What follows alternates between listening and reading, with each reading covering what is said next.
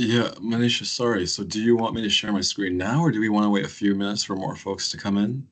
Yeah, we'll wait for a bit, Daniel. I'll start by sharing our screen first, and then after that, I'll hand it over to you. It sounds good. Hello, everybody. Welcome, welcome.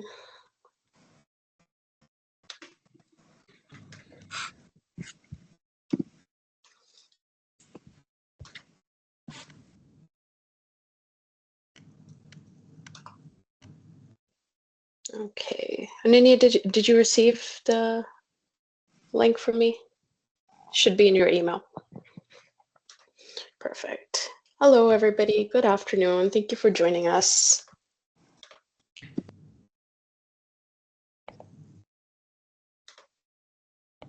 We're just going to wait a couple seconds, a couple more minutes till we have more folks join us. I see we have about 11 people here. And just getting our screen shared.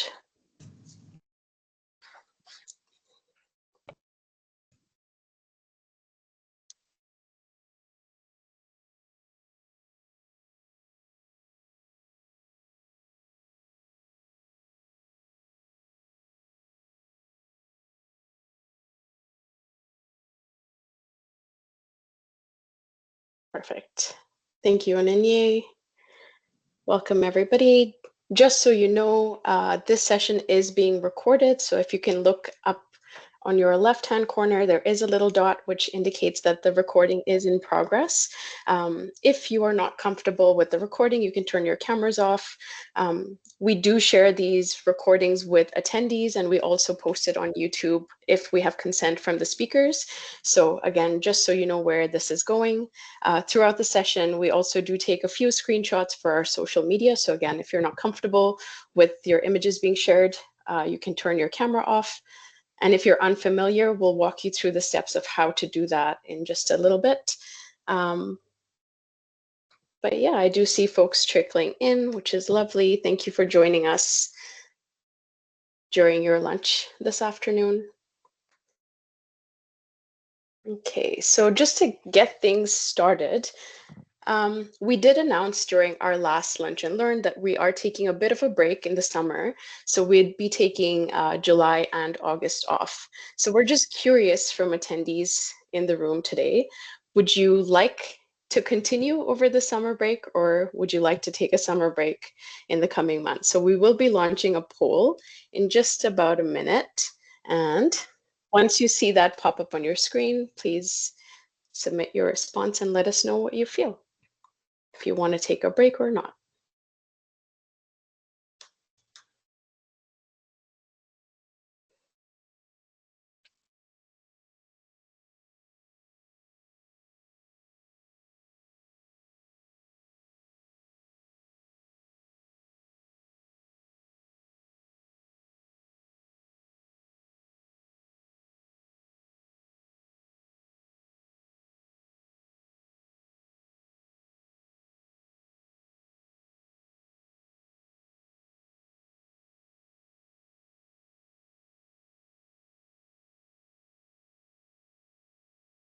Okay, you should be able to see the poll pop up in just a second.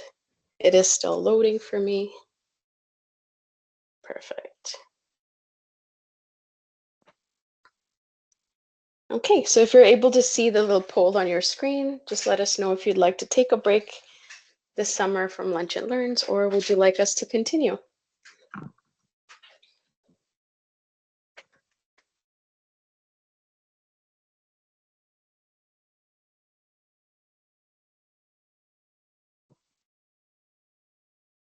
Awesome. Perfect. I see some responses coming in. Thank you, thank you. Okay, so it's somewhat split between yes and no, where folks do want to take a break and some don't want a break. But while you join in, others, if you can put in your responses for the poll, we'd like to know if you'd like a break or not. Perfect. Okay, so today's session, we're joined by three amazing speakers who we're really excited to hear from. So I'll try to keep my bit as short as possible so that we can get into the fun stuff and learn more about cooking, brotherhood, and becoming better men. I absolutely love cooking, and I think that food has such a great way of bringing people together. So I'm really excited to learn about this pilot project and see what happened during this project, and if there is something we can all take back and practice in our day-to-day working with clients or even in our friend circles and families. So yeah, we'll get into that in just about a second. Um, get to the next slide. So before we kick things off, I'll start us off with the land acknowledgement. So Immigrant Services Calgary's head office is located on the traditional territories of the Blackfoot Confederacy and the people of the Treaty 7 region in southern Alberta, which includes the Siksika, the Piikani, the Kainai, the Tsuut'ina, and the Stoney Nakoda First Nations. The city of Calgary is also home to the Métis Nation of Alberta, District 5 and 6. Before we get into the presentation, just a quick housekeeping, a few little things to note. If you are unfamiliar with Teams, we have some screenshots on the screen so you'll be able to identify where different features are. So when you are not speaking, please kindly mute your microphone so that there's no background sounds and distractions for the speakers. Right beside the microphone, you'll also notice there's a camera function there. So if you do not want your camera turned on, you can simply click on that and turn it off. If you do have questions for the speakers or even for us at ISC, you can use the chat function. There's also a Q&A function, and there's a raise your hand function. So whichever you're comfortable with, if you'd like to ask the question directly, please do raise your hand. We can take questions closer to the end of the session, so there is an allotted time for the speakers for Q&A. So if you could kindly hold your questions for then. If you're afraid you'll forget, put it in the chat or in the Q&A function, and we'll get to that at the end. Just as a reminder again, for folks who are in the room and joined late, we are recording the session, so you will notice there's a recording in progress. Again, if you're uncomfortable with this, please turn your cameras off.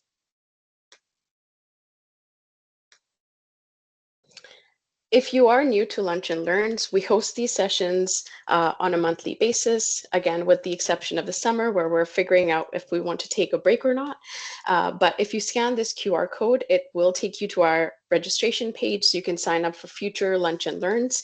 All the topics and schedule is updated on this event page. You can also share this with your friends, your colleagues.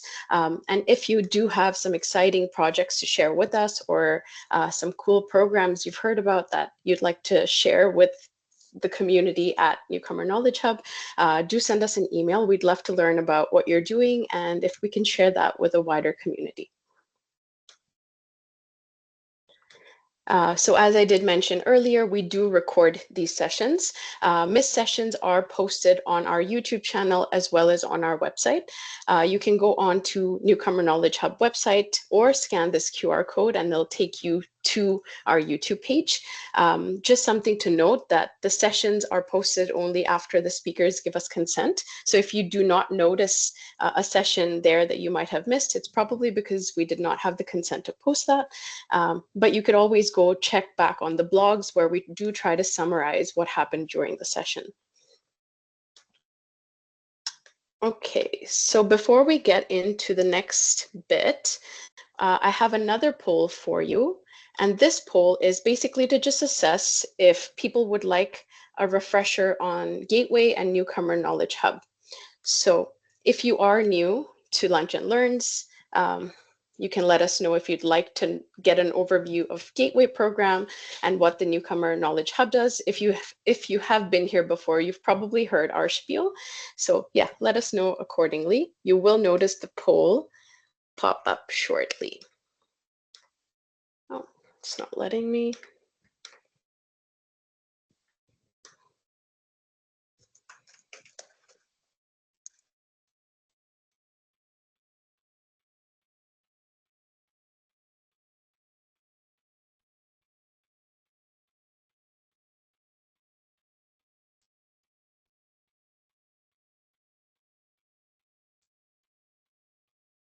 Okay, so the poll should appear on your screen right now.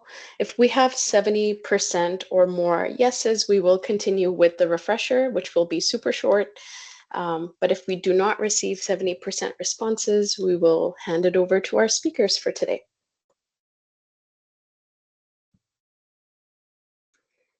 Okay, we'll just wait a little bit longer for a few more responses. 75% leaning towards no. Okay, so a lot of familiar faces in the room and they know everything about Gateway. Awesome.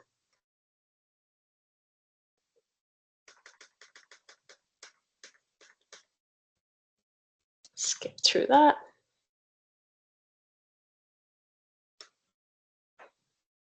Okay, perfect.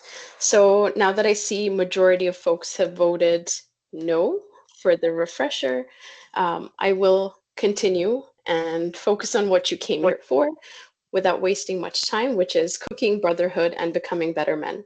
Today's presentation will introduce a pilot program with 12 Muslim men ages 18 to 24 who use cooking as a hands-on approach to family violence prevention. Over 6 weeks, participants learn to cook together while engaging in guided conversations around masculinity, mental health, emotional regulation, fatherhood, and building healthy relationships. Today, we're joined by Danielle, a social work graduate from the University of Calgary, who currently works as a research coordinator with the Alberta Network of Immigrant Women, ANIW, leading a domestic violence prevention project. With said project, he coordinates the design and delivery of trauma-informed, intersectionally grounded well-being programs for men, women, and couples across Alberta. Combining his passion for violence prevention and family wellness and cooking, Daniel created a men's cooking program promoting healthier lifestyles, stronger family connections, and mutual aid through dialogue and shared experience. We're also joined today by Abdul Rahman, who is a determined and driven fourth-year mechanical engineering student at the University of Calgary, currently completing an internship with ATCO, where he focuses on risk assessment for abandoned gas wells. He brings a strong technical foundation and analytical mindset to addressing complex environmental and safety regulations. Outside of engineering, he serves as an executive with the International Development and Relief Foundation at University of Calgary and actively volunteers serving across all age groups, organizing events, activities that foster community connection and well-being. In his free time, Abdel enjoys hiking, which reflects his love for exploration and perseverance. Motivated, resilient, and deeply engaged, he is committed to making a meaningful impact both as an engineer and a leader. That sounds amazing.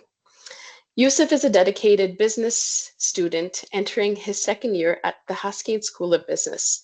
Driven by passion to help others, he seeks to create impact through unconventional and innovative pathways. He's also a founder of Risk, a streetwear clothing brand created for individuals who are selfless in their careers and daily lives and are willing to sacrifice for the greater good. His goal with Risk is to create a community of like-minded individuals through an unconventional approach, which is clothing. Outside of business, Yusuf finds fulfillment in working with children and developing youth programs that inspire, empower, and build community. Whether through mentorship or creative initiatives, he's committed to nurturing the next generation and leaving a lasting, meaningful impact. So without wasting much time, I'm going to hand it over now to Daniel, Abdel, and Yusuf to talk more about their project. I'm going to stop sharing my screen now, and Daniel, the floor is yours. Take it away. Thanks, Manisha. Thanks for the introductions. Really makes us feel Oh, special, you know? Thank you. oh, Um, so I should be able to share my screen, I believe. Let's choose a window, yeah. So here we are. Is everyone able to see my screen? yes. Okay, wonderful. Thanks everyone for being here today. Yeah, this is super exciting. I mean, we waited like months and months and months for this, you know. So it's awesome to finally be here. And thanks for taking the time during your lunch to be here with us. That's really cool. So, yeah, here we are. The doors we hold open, cooking, brotherhood, and becoming better men. Really, this program, well, why did we even choose this title in the first place? So when it comes to DV prevention, GBV prevention, mental health, well-being, you know, any community-based participatory programs and work that I'm engaged with, I love to take inspiration in developing and delivering them through art and poetry often. And I was listening to Olivia Dean, this like UK like soul artist, and she has this wonderful song called Carmen about her grandmother and how her grandmother in the 40s or 50s as a black woman came to the UK by herself, flew in on an airplane for the first time by herself, terrified, right? In a very uncomfortable, uncharted place for her. And the way that Olivia Dean articulates it is that Carmen, her grandmother, opened the door and held it open for future generations. And it's interesting because whenever at the beginning of our cooking sessions for the men, we're walking through what is literally these double swinging doors. And every day we do the same thing. We just we just walk through them and we hold it open for each other. And in that kitchen, in that safe space, that brave space, that space of productivity and learning about ourselves and bonding, where we're really growing through that space with the men, right? And the men are growing as well. And so when they're opening the door, they're not just closing it, they're holding it open for future generations. Everything they learn through this program, they're holding that door wider and wider open and for longer and longer periods of time to let other men, younger men who look up to them, come through as well and join us in this metaphorical kitchen. And and that's essentially what this program is about, you know, entering this space, this kitchen, confronting assumptions, confronting ways of being, ways of thinking, ways of living that may not be working out for us all the time, and ways that are working out, and you know, focusing on that more. And we've not only found our own doors, but by learning together, we're committed to holding them open, like I said, for future generations. That's the thing, you know, there's all this intergenerational trauma. And so we want to be able to also intergenerationally hold a door open, do some rewiring, and change for the better.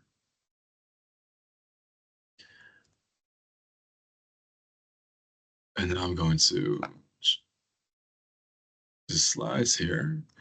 And so this is me, yeah, as Manisha so lovingly introduced me. I'm a research coordinator with the Alberta Network of Immigrant Women. It's a DV gender-based violence prevention project where we have this awesome group of social workers across the province from very particular ethnocultural communities within our scope: Ethiopian, Eritrean, Nepali, Filipino, Bhutanese, Iranian, and then a mixed men's group. And what they do is that they facilitate what is effectively like well-being groups, mutual aid, peer support groups with these men. And they talk to them about mental health, transforming masculinities, effective communication, all this stuff. And so you can, as you can see, I sort of took a lot of those experiences and those skill sets and brought them into my community, but making things a bit more tactile, a bit more hands-on, right? Cooking and trying to make it culturally relevant for my particular community and demographic. And that picture of me right there, we took that like 30 minutes ago. So so that's me. Yeah. Thanks. I'll pass it off to Yusuf now. Thank you, Daniel. I appreciate it. Yeah, so I mean, I guess there was already a pretty good introduction, uh, but like I'll try and just, I guess, repeat it kind of briefly here. So yeah, my name is Yusuf, and I'm currently going into my second year in a commerce degree at the University of Calgary. And the way I got, I guess, a part of this program is I started as a participant in Daniel's first cohort, And I remember one night he just called me, and you know, he really passionately spoke to me about like wanting to make this program into something better and something bigger to serve our community. And to me, like I'm inspired by like the will to create change. And so, you know, obviously this is out of my area of expertise, but like his passion for it made me inspired to be a part of it. And that's what kind of brought me onto this alongside Daniel and Abdurrahman. So yeah, that's how I became a part of this. And yeah, I guess some of my hobbies, as you can see in the picture here, in the pictures here, I love to ski. I love the outdoors, hiking. I love water sports, power sports, anything of that sort. And I also love to travel. And yeah, that's a little brief introduction of myself. And now I'll pass it on to Abdurrahman to give himself an introduction. Thank you, Danny and Yusuf. Yeah, I was gonna mention as well, like Manisha gave like a powerful introduction, so like I don't think we needed the slide, but still, why not? Welcome everyone. My name is Abdurrahman. As you can see in the pictures, I also love the outdoors. The other two pictures was when I was working. I'm still working with ACO as an intern. Both of them were in Bow Island, and this is like the famous pinto bean. So if you go there, you should go and take a picture like me. But yeah, like I love the outdoors, and I'm a 21-year-old Palestinian international student. I'm taking mechanical engineering at the Schulich School of Engineering. And how I found out about this program initially, I was also a participant like Yusuf. He told me about it. So my biggest issue as someone who came here far away from his family was cooking. So like I didn't know how to cook. I would always sit with my mother on the phone, and she would teach me the recipe or like how to cook stuff, and that was a pain to me. But then when Yusuf told me about this program, I got interested and then I signed up. But there was one thing which I liked, that I was really glad that it didn't just teach me how to cook, but how to foster a community and meet new people, and just express your views and whatever you feel like discussing or talking about, which usually you can't talk about anywhere else, you know. So that's what drove me to like um, get to know more about Daniel and his program, and then initially join him as a collaborator for this presentation. And also, I would also like to thank Gateway and Immigrant Services and the Faculty of Social Work for having this as well. But yeah, we'll continue. Thanks, Abdurrahman. Yeah, and that's right. Thank you, Gateway Immigrant Service. Manisha, everyone, really for having us. This is really awesome. So yeah, we want to, break the ice a little bit with everyone here. So, like, cooking means a lot to us, and we want to see what it means for you, actually. And so the question for you is, what is a dish or meal that is meaningful to you? And Abdurrahman is dropping a link to a Mentimeter in the chat. And once he drops it in the chat, just click on it and just type in a dish or a meal that's meaningful to you. And I'm gonna see what you guys are typing, actually.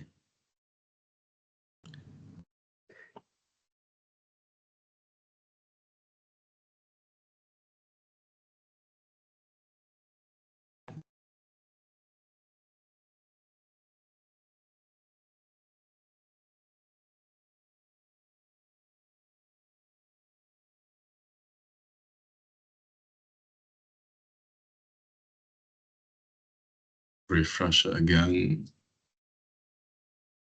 Chicken soup, dal and rice.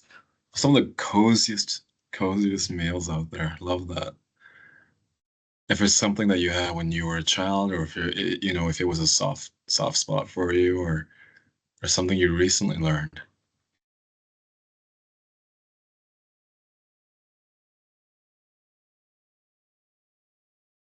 There we go. Soup from grandma is a great one. I love that. Kofta, curry, and rice. Kabsa, which Yusuf introduced me to.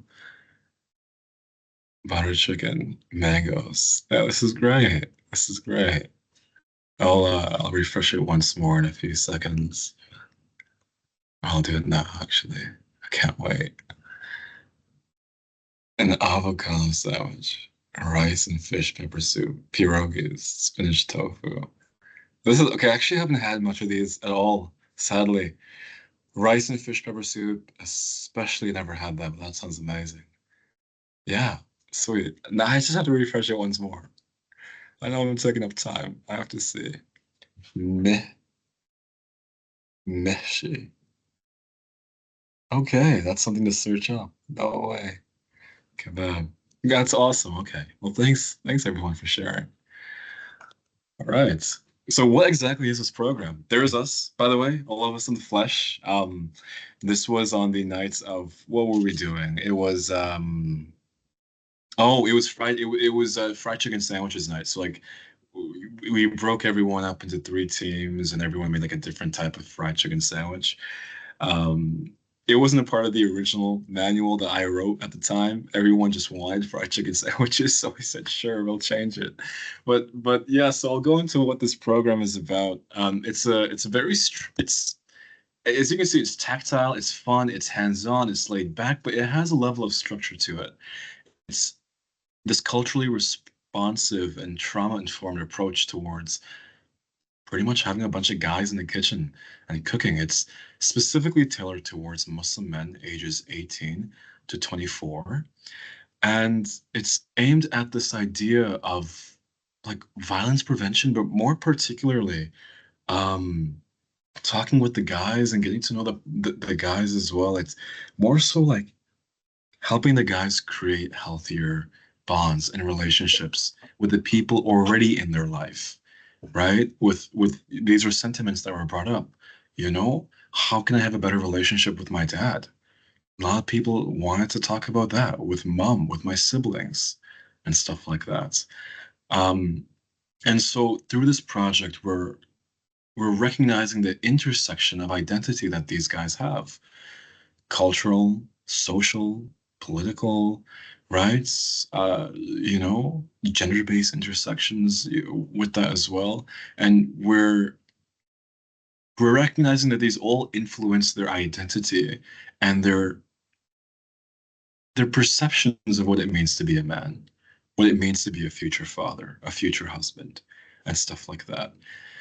And so we created this supportive environment for them to critically reflect upon and examine traditional masculinity norms and what effective communication looks like, what intimacy looks like, all these things within a kitchen, whilst cooking and having fun together.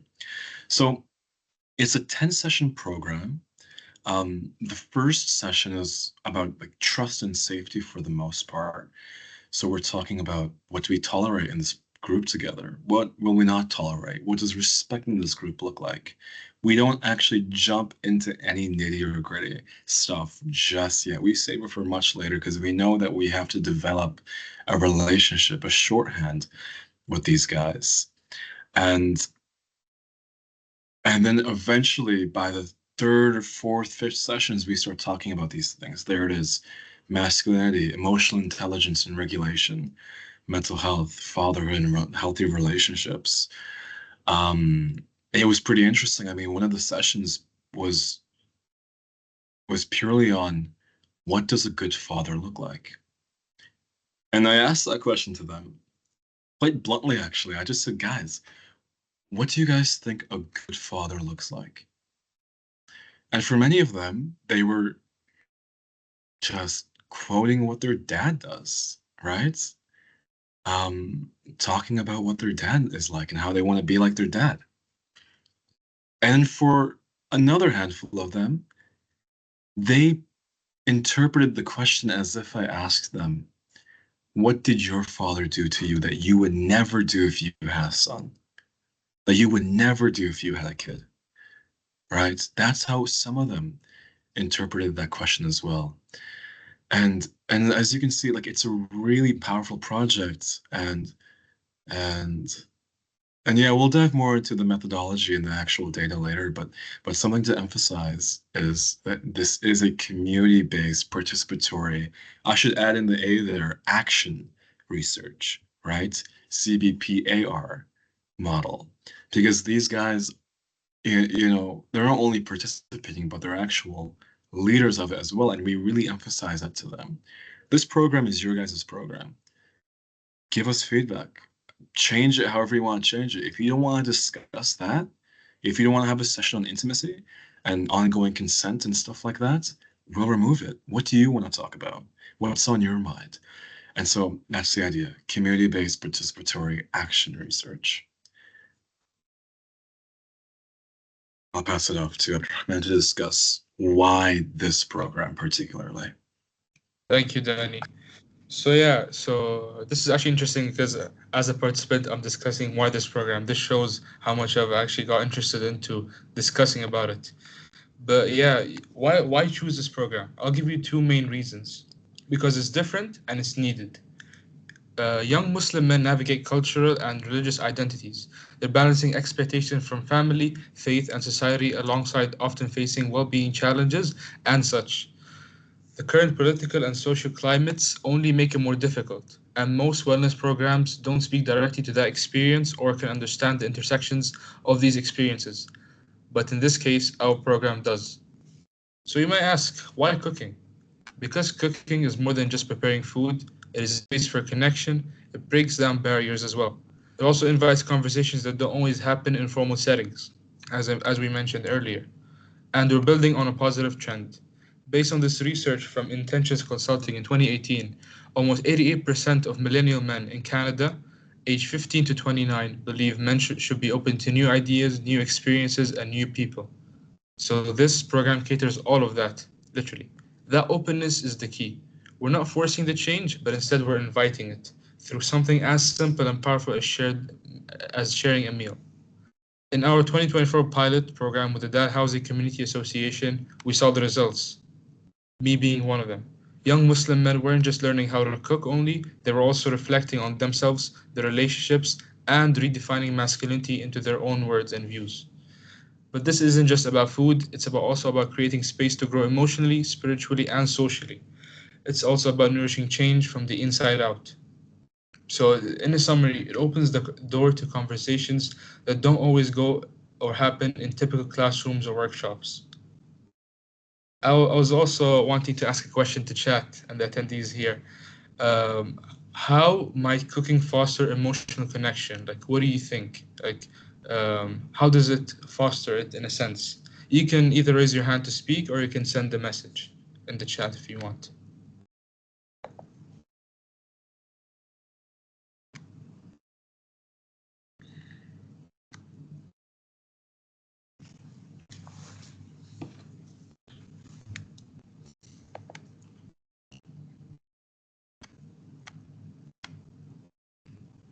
Maybe we can ask it again, Abdurrahman. Yeah.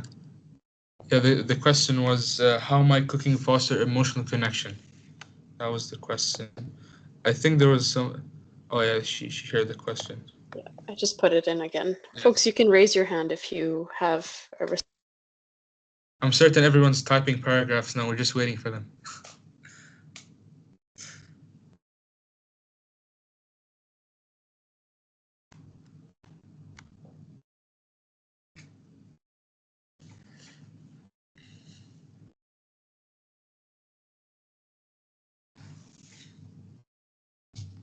If no one has anything, that's okay. We can move on to the next slide. It's all right. It's a pretty big question, so fair enough.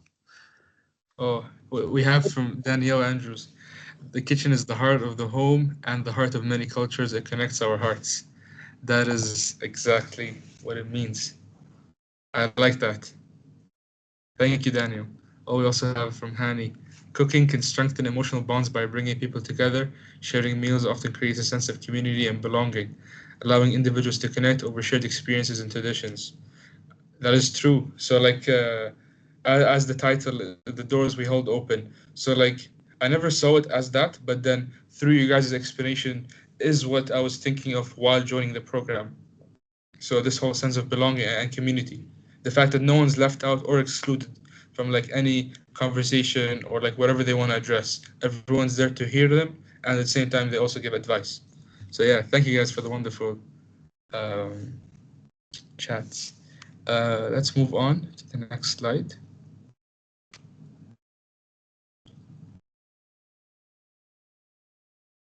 So yeah, so for the 2024 pilot, for the key outcomes.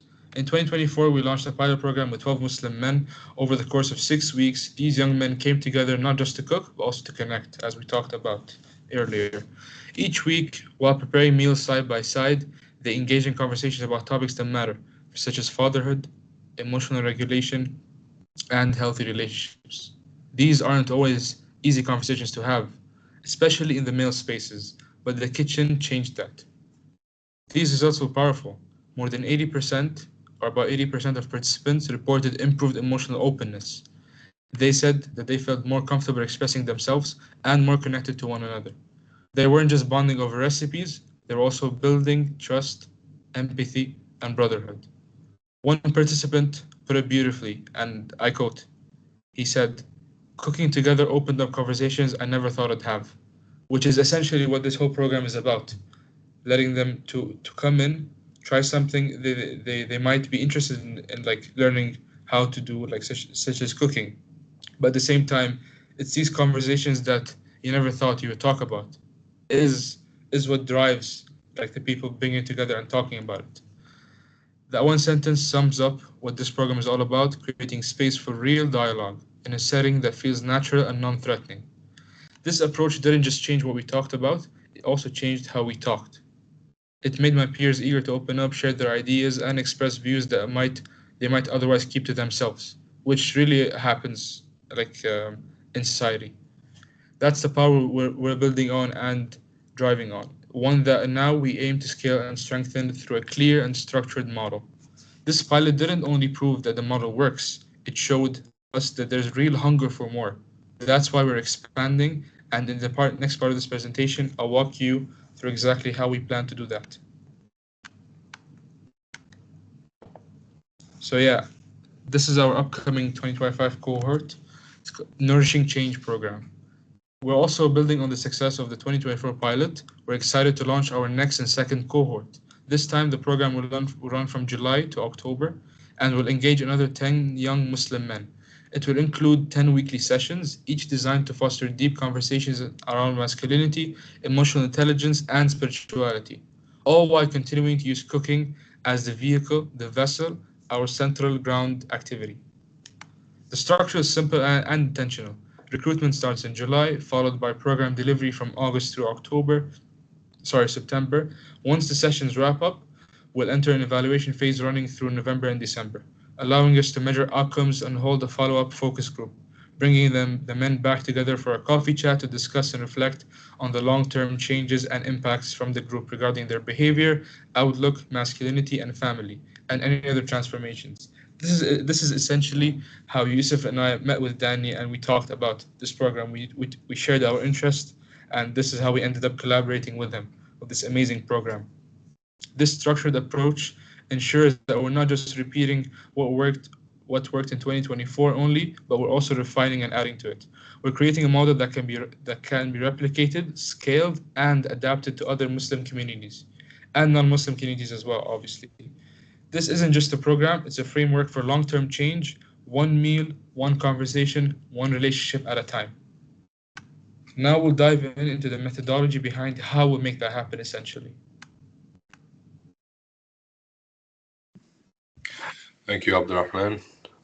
So our program, as Daniel mentioned earlier, uses community-based participatory research, or CBPR, to ensure Muslim male students are not just participants, but also co-creators of the program. CBPR means that every step of the process from recruitment to evaluation is shaped with the community. This is a trauma-informed and culturally responsive approach. We incorporate Islamic ethical teachings like compassion, responsibility, and justice alongside gender equity principles to create a safe, relevant space for young Muslim men to engage deeply with topics like masculinity and emotional health. This time around, we hope to use a pre-assessment next to a demographic survey to truly gauge where these men are starting from. This may be a gender role conflict scale, though we'd like to curate our though we'd like to curate uh, uh, sorry though we'd like to curate our and assess their lived and perceived notions of gender roles, responsibilities, and what it means to be a man. This will help us more authentically make sense of their transformations from the beginning of the program to the end of the program.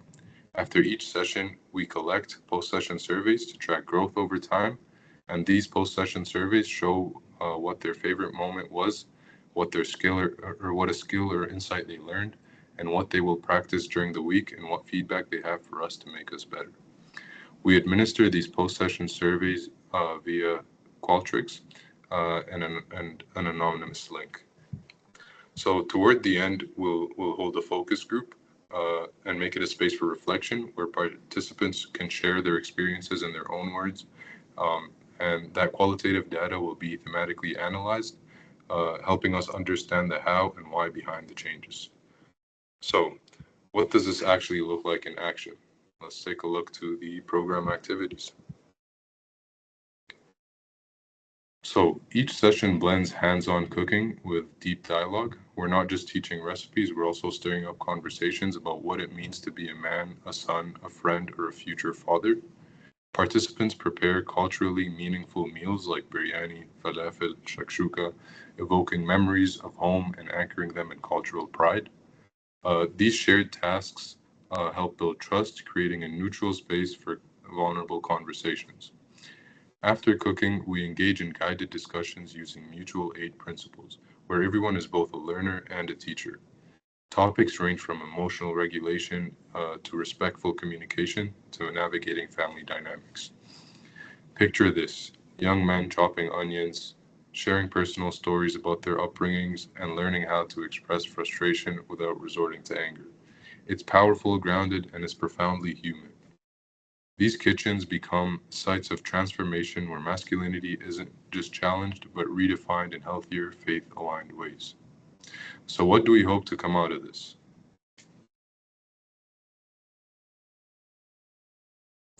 Daniel, if you mind, thank you. So, the expected impact. So, let me walk you through the key outcomes we expect from this initiative. First, we aim to enhance understanding of culturally responsive prevention.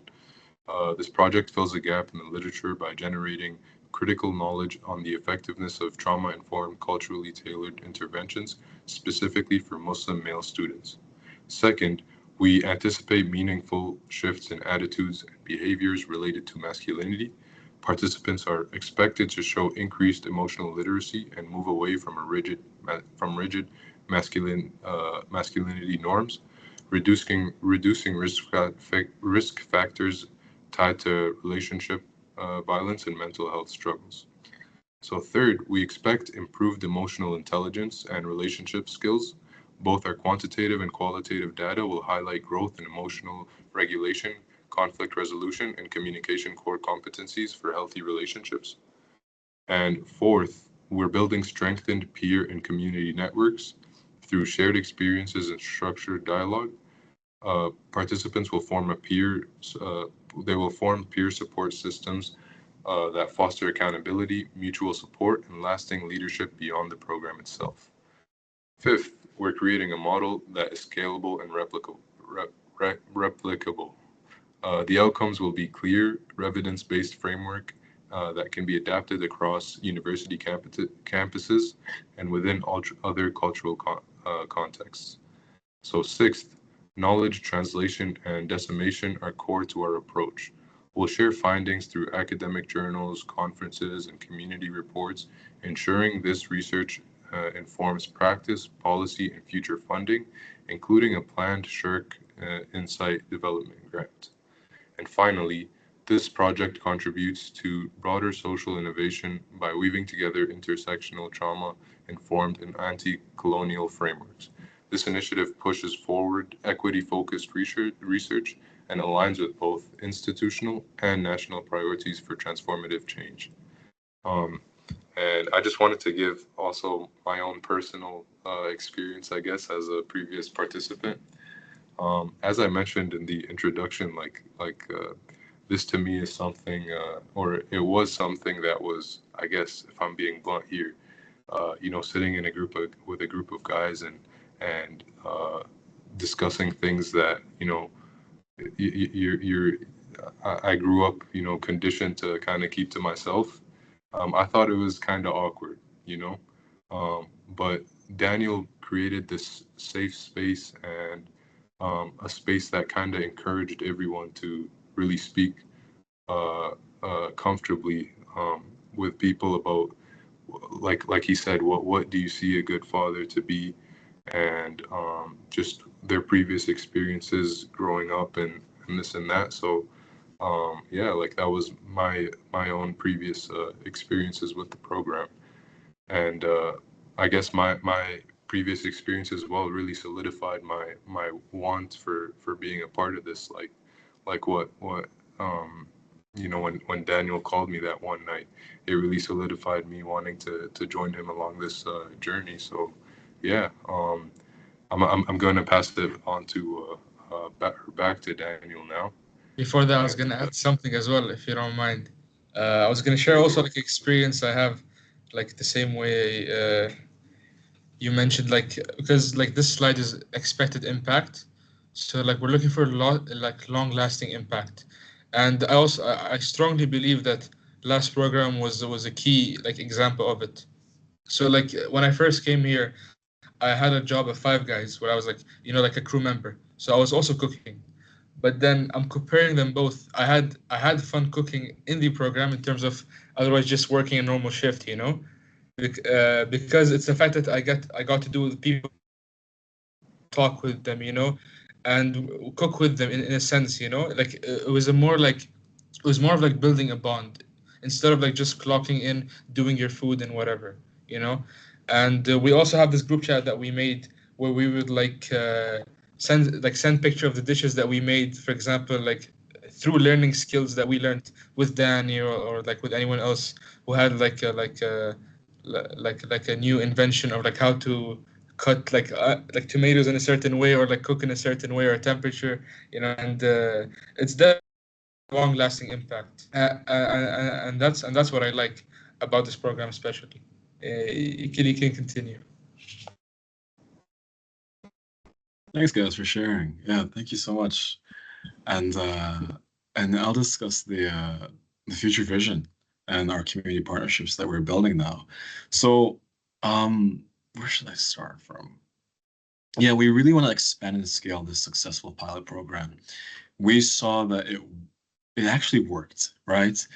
And for someone who's been working in the field of DV prevention for a few years now, actually, and I'm sure many of the participants, of you attendees here today, have also worked in that field. I feel like we've all seen a lot of projects that sound like they work, but don't actually work. And so we have a lot of smarts and a lot of brains with all these, between the transnational feminist approaches, intersectional approaches, and we know the words, we know what to do, we have, even some of us have the funding and we have all that stuff, but to actually mobilize change, to mobilize transformation that is long term, that's where sometimes we get stuck. And if I can be honest, I built this program last year out of spite almost. I was like, I just want to see something work. I just want something to work, and I want guys to have fun, and for there to not be, you know, a little $10 gift card incentive attached to it, for them to find benefit in just being together and being present and being authentic with each other.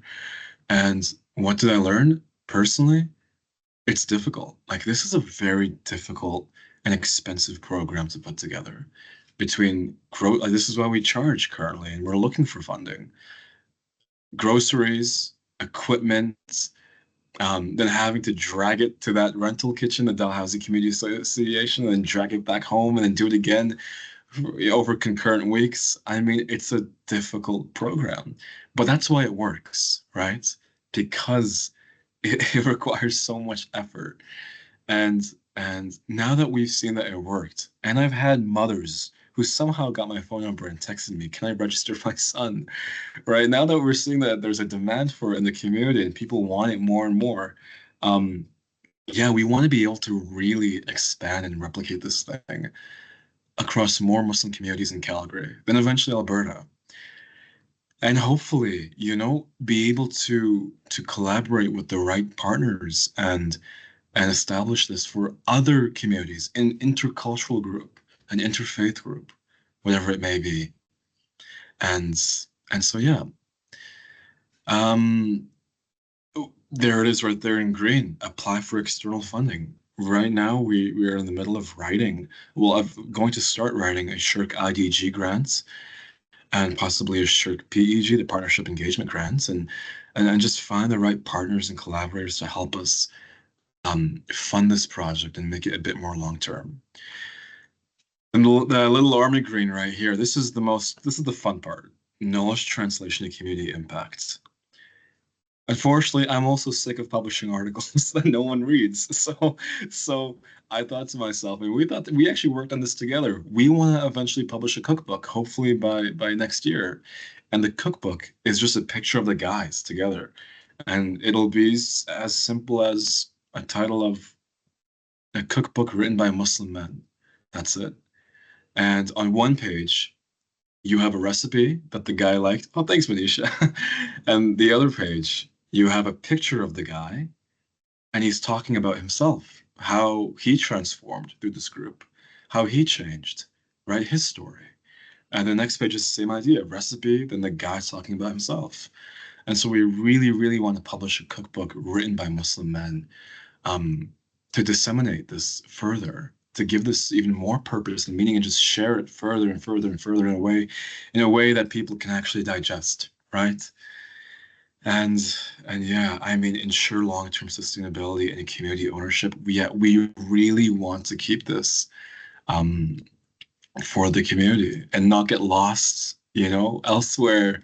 Um, Within the bureaucracy of things expanding, we want to be able to stay balanced and stay true to ourselves and this program. And so you can see there's so many like intertwining little cogs in the wheel and spokes and stuff. But that's why it works. That's why it actually happened to have an impact on the men, because it was this complex and this difficult, and we were willing to say, you know what, we'll do it. We'll go through the headache of doing this thing, no matter how hard it is. Even though we don't get paid for anything, we totally are just doing this ourselves by volunteer contribution. That's what makes it work. That the authenticity and the value of humility within this, right? So this is as narcissistic as we'll get for now, a lunch and learn presentation. Unless you folks have us back again, which we would love us. but thanks. Yeah. And that's our presentation, really. Thanks everyone for listening. This is really awesome.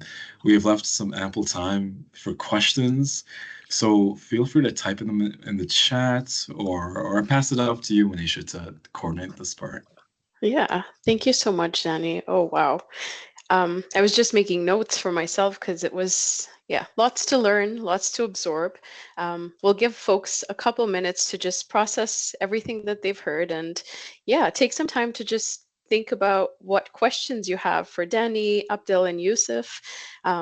Maybe you already have a project that you're working on, and this is something that you can incorporate into your existing project, or maybe you want to serve a completely different community than Muslim men. So let's have a discussion and see how can we actually take some of this amazing work, some of the findings and outcomes and practices, activities, and implement it in our day-to-day while working with clients. Because I think that's very important, is creating a safe space for folks to be vulnerable, to be able to share, to be able to show up even. I think that's the most important. And I see that Danny did that beautifully, because we have two participants here from the previous cohorts that are so eager to pass it on and hold the door open for others to come. So yeah, I love that. I love that you have folks here that have been part of the program and are now helping you refine this for a bit bigger audience. And yeah, it's very exciting. That's really, really cool. Folks, if you do have questions, we'd love to see some of your faces if you're comfortable raising your hand and just asking the question, or you can always use the chat function or the Q&A and drop down your thoughts, feedback, comments, whatever's on your mind. Again, this is a safe space. Feel free to share what you want, and we'd love to hear your thoughts.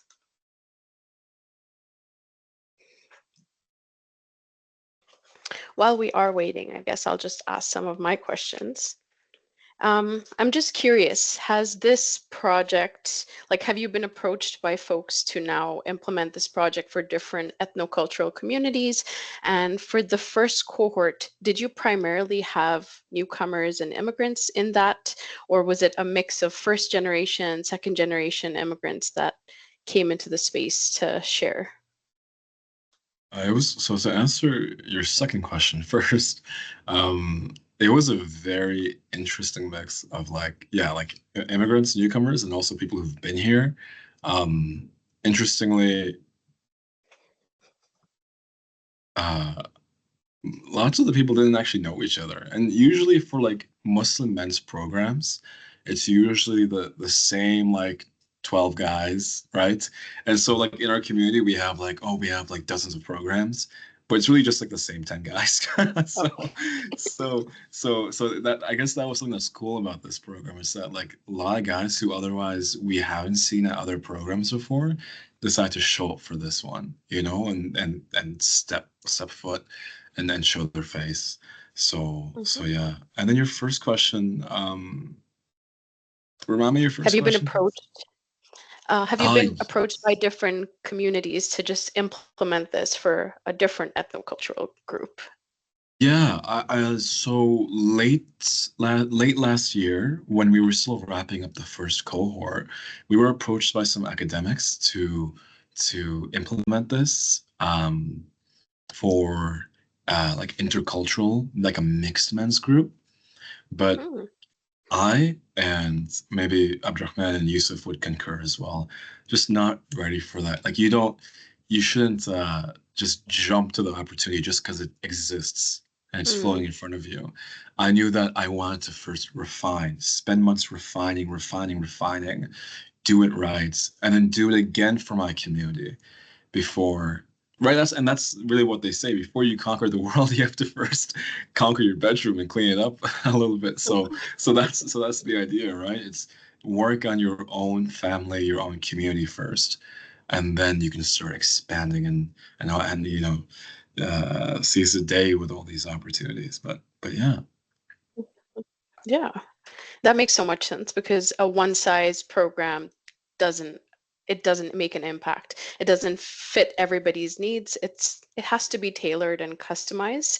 And I heard you mention that you're also incorporating religion into this because it is an important part. So yeah, customization is important. These programs we see in our communities where it's like all immigrants will enter this program and come out successful, but it's not always the case. I think we need to spend more time getting to know our participants and what they actually need, and creating that tailored approach. But yeah, does anybody else have questions or comments that they'd like to share? Perhaps some personal experiences? Honey, go ahead. Hey. Oh, sorry. What happened? I can't see you guys. Okay. Danny, Abdurrahman, and where is Yusuf? It was nice meeting you. It was amazing. It's a very, I don't know what to say, but the initiative is very interesting. It's very, very interesting. This is my first time hearing it. And it's reminded me there's an Arabic proverb, if you hear about it, of course, if you know it. It says أقرب طريق لقلب الراجل هو معدته. It means the easiest way for like to find a man's heart is his stomach, right? So you just found the shortest way to a man's heart, right? I agree. Yes, exactly. So I do believe that this can make a difference, seriously. And even though the proverb is meant for like getting or winning someone's affections, but it's true. That's how men talk. That's how we found our comfort zone, eating and cooking and so on, right? So eventually, I hope all the success to you guys. I do have two questions. The first one is, have you approached any of the Islamic institutions in Calgary, ISC, like the mosques and so on, or the community-based organizations that can actually give you access to clients? If it's, you mentioned some Eritrean, Ethiopian, maybe Afghan, and so there are a lot of huge communities in Calgary. Getting access to those communities, maybe through workshops like this, or it could be through like just going and distributing your flyers there, or connecting with people there might do us. So have you approached communities like this, and how can we help? Yeah, thank you. Well, thanks for the kind words, by the way, and I'll remember that proverb for sure. So yeah, to answer that question, so in our first cohort, to actually recruit people and to advertise it, to get the word around, we collaborated with MAC, Muslim Association of Canada, Calgary chapter, and in the second cohort, we're now collaborating with ICNA, the Islamic Circle of North America. And so, yeah, we're not really like sticking to like one group because we want to make sure that once again like we maintain the humility and the impact enough where we just continue giving it to people who ask. Like if another Muslim community in the far deep southeast asks, we'll go and collaborate with the Southeast Muslim organization and go through that. So yeah, we're slowly continuing to collaborate with more and more Muslim organizations and then Penny Appeal reached out a few months ago saying they want to collaborate as well, and so that's another place for us to investigate and dive into. But yeah, and how can you folks help? Yeah, I mean, like once again, like we're super laid back, right? So we're open to any sort of discussion, any sort of conversation on even doing it for your clientele. Um, yeah, this is what we love to do. So yeah, open to anything. Awesome. So if we were to share this information with clients, how would they connect with you? What would be the best way for them to reach out and get connected to learn more or just stay informed about upcoming cohorts? Yeah, the greatest way for now is my email. Okay. And slowly we're having an Instagram account being put up this summer, actually. Yeah. Okay. Yeah. Wonderful. And I'm just curious, Danny, for the upcoming cohorts, there is a fee associated with it. If that is a barrier for folks, is there anything in place to help them just overcome that barrier? Maybe some financial support or waiving the cost, or maybe even just a subsidized cost for those who really want to be a part of it but don't have the means to join? Yeah, totally. So ICNA, that they're handling that little administrative part of it, they're able to subsidize it if need be. Okay. Yeah, it is such like between like kitchen rental, food and equipment, like we have this is why we so badly want to be able to get funding. So like the goal, and I should make this clear for everyone, the goal is that this eventually will be free, like Hmm. completely free forever. But yeah, until then there is the yeah, I could subsidize the cost. Okay, perfect. That's good to know, just in case that does come up in conversation. Hmm. As you spoke about partnerships, since I am a partner success specialist with the Gateway Project, I was just thinking about like who I already have in mind that would be a good connection for you guys to just explore more and perhaps even offer the program to others. So maybe if you're okay with it, Danny, after this call, maybe during the course of this week, I'll send you some emails, maybe connecting you with folks that I have in mind who would love this project or even might have the means to replicate that for their clients that they're working with. But yeah, I'll wait to hear your thoughts about that before I make any connections. But I do see another question in the chat. Have there been connections with the DV sector? Currently, From no. Lisa. Yeah, it's a super grassroots project, right? So not yet. Yeah, I mean, on top of everything else, like we would love to do that to be able to actually work with an agency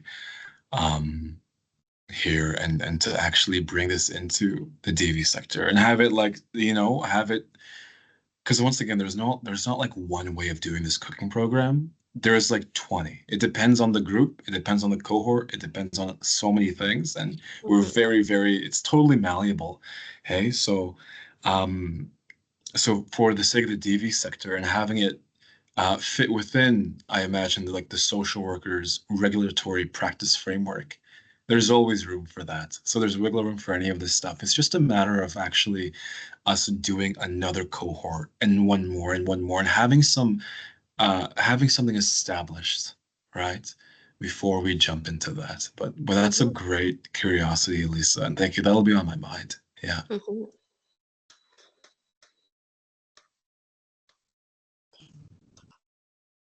Okay. What would you say was the most challenging thing during your last cohort? Like, what was your biggest challenge? It was Ooh. me. I'm joking. I knew how to cook, but not maybe. Knife skills. Like for like for myself, the facilitator, or for facilitator. I jumped into it with the expectations that it was going to be great off the bat. Like I could just sit down with the guys and just like that. Let's have a conversation about ongoing consent and sexual violence. It's like that's not how that works at all. And so I had to. I mean, between May to September. September is when the first cohort started last year. May is when I first had the idea. Between May to September, there was maybe like 40 or 50 different versions of the program I created, right? So I realized I can't talk about any of the stuff that I intend to talk about with them until they not only feel comfortable and safe enough and trust me to talk about it, but also until they actually want to. If they don't care to, well, this isn't group counseling, right? This isn't a clinical intervention. I can't just make them stay there until the hour is over. It has to be up to their suitability, their want, their interest, what they need. And so a lot of that changed. And then if we look at the other half of the program, the actual cooking, the recipes, I come from a background of I worked in fine dining restaurants downtown. I had a lot of great recipes I wanted to teach them, like between plating and all this like really advanced stuff. Then I meet them and they're like, we just want to make cookies and fried chicken sandwiches. And there was a whole, and like I was like, a lot of the time I was like, are you sure? Are you sure? Are you sure? And they're like, yes, that's all we want. We just want to have a good time. And so that changed as well. And it really goes to show men's work needs so much more improvement in the field. So much more. Just hear them out, hear what they want to say, and it's gonna make it harder because men are tactile. They need a hands-on approach. There has to be a catalyst in between. And your idea of the program as a facilitator will change. Your idea of what a facilitator looks like, even that'll change, right? But in order for it to work and for it to be meaningful and impactful, you have to walk that uphill mountain. And yeah, that's what you do as a facilitator. So yeah, those were the challenges. And Abdurrahman, sometimes. Yeah, Did you have? I was also gonna mention that the smart idea of this is that usually like as a man, for example, when he's facing issues or something, like you would like recommend him to like visit a therapist or like talk to someone, but he would tell you no, like I'm not interested, like I don't want to do that, I'm good, everything's fine. But like when it's catered through doing it with friends or new people through cooking, this is like a smart way of like getting him to do what a therapist does or like a psychologist does, get to know, express their views and everything, talk it out, but at the same time eat and cook a meal and share it with people. So I think that's also like one of the key things that I experienced as a participant, and I hope to include more of like in the future programs. Mhm. Yeah. That's a valuable perspective you've shared because therapy is intimidating. Counseling, going and talking to a psychologist, it's not something that all of us are comfortable with, especially if we're not from here. It's a new concept. We rely on our community, our friends, our families, and now you come to Canada, you're new here, and they're like, go talk to a doctor about your problems. So it is kind of scary. And I love that concept of food being that, space where you come together, cook, and share, and you don't even realize that you just had a mini therapy session because you were laughing and giggling through the whole process. There weren't any tears, nothing. So I love that approach. And I think that we don't think about how much cooking can actually do, like the power of just community coming together to engage in a simple activity like food or even gardening. I think, yeah, hands-on activities are the way to go. Um, is there any other last thoughts from folks in the room? I know that folks are trickling out because they do have to head out at 1 for meetings, but if there are any last thoughts, we can use the space to share, or if you'd like, we can also just wrap up a little bit earlier if folks don't have any more questions. But Yusuf, Daniel, did you have any questions for us at all, Abdel? Or the participants in this room, any requests for them to connect, or if you have anything you'd like to share? I know they're all waiting for the cookbook to come out next year so we can get our hands on it, but in the meantime. Yeah, I mean, I'll drop my email in the chat, and Manisha, maybe you can share it as well, as that's the For best sure. way to connect. And yeah. Yeah. And since I have you folks here, is it okay if we post this video on YouTube just for those who missed the session? Those who signed up and didn't get a chance to attend, they also received that reminder that it's on YouTube so they can go back and watch and connect with you folks later. If that's okay with you, we can proceed with the next steps. But if you're not okay with it, that's totally fine as well. That's okay with me. Yeah. Yeah. Also Abdel fine with too. Perfect. Thank you for that consent. And I see your email in the chat. Perfect. Thank you so much for that as well. No more last thoughts or comments from attendees. Okay, so I would just like to pass from the entire team of K-Hub and Immigrant Services Calgary. We just want to say thank you so much for making the time to be here, for sharing your amazing work with us. And we're just excited for updates to see what happens in the next cohort, what changes, and yeah, just that constant cycle of learning from participants, improving the program, and launching a new cohort. So yeah, we're going to be following your Instagram page to stay up to date with things. But if there are additional opportunities, we'd love to reconnect, collaborate, bring you back again to talk to some of the attendees here. But yeah, if there's anything for me, please do send me an email. I think all of you have my email information. And thank you. That's all I want to say. Thank you. Thanks, Manisha. Thank you so you. much. Thank you so much. It's a pleasure to be here. Yeah. Take Alrighty. care Thank then. you. Hey, have a good day then, Manisha. We'll talk soon. Yeah, Thank you. we'll all talk soon. Take care. Yeah. Take care. Bye. Have a lovely day, folks. Take care. You as well. Bye-bye.